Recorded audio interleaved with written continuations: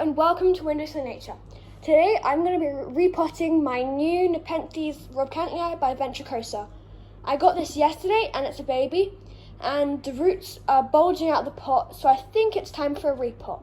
Please enjoy the video and leave a like and subscribe if you'd like. Now when repotting nepenthes, you need to be careful of what potting mix you use because they don't like all potting mixes, and it's better if you use sphagnum moss or orchid mix because orchids like roughly the same sort of thing.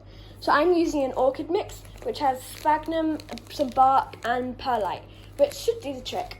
For this I'm going to be using this white hanging basket so it can match my other Repotting by Ventricosa, which is quite a big adult. So I'm going to be using this pot.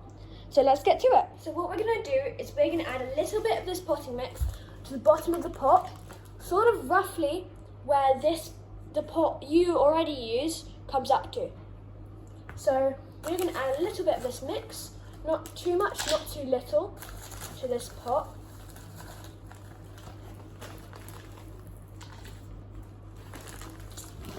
Okay.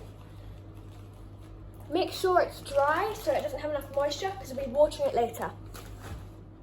Now that we've added about this much to the pot, I'll get the nepenthes out of this pot it's in and into this pot. I remember to choose a pot that's roughly 2 to 3 times bigger so it has enough space to grow in.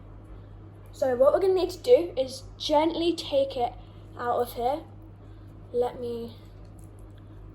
It can't be too rough and ready. There we go. Otherwise it could hurt the plant.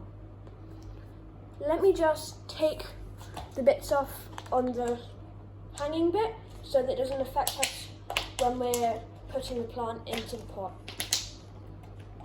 Okay, now that they're off, we can pick up the nepenthes. Make sure to be very careful because we don't want to harm the plant.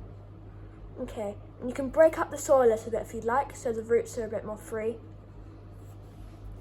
Okay, so now it looks a bit like this.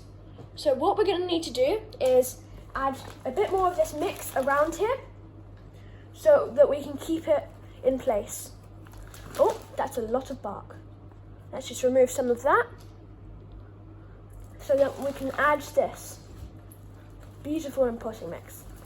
Sphagnum moss is better for the plant because it's where it naturally lives, but if you can't get it, orchid mix is just as good because it includes sphagnum moss, or you can use perlite mixes, all that works.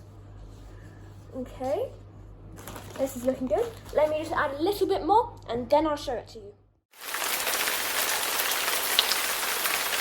Now it's all nice and potted up, we can give it a little water. I have just been watering it a little bit just to moisten up the sphagnum moss so that it can hold moisture for the plant. And there we go, nice and beautiful. And I've added bits of bark for decoration. So this is the beautiful picture. It's the biggest one on the plant. As I said earlier, it's a Repotting by Ventricosa and has a beautiful red peristome, lovely lid at such a young age already. And I have another big one upstairs where the pictures are beautiful on it, and I will show it to you in another video. But I hope this helped and you can do this at home. Please enjoy this video and I hope you like and subscribe too. And I hope that your nepenthes are as happy and as healthy as mine. I'll see you later. Bye.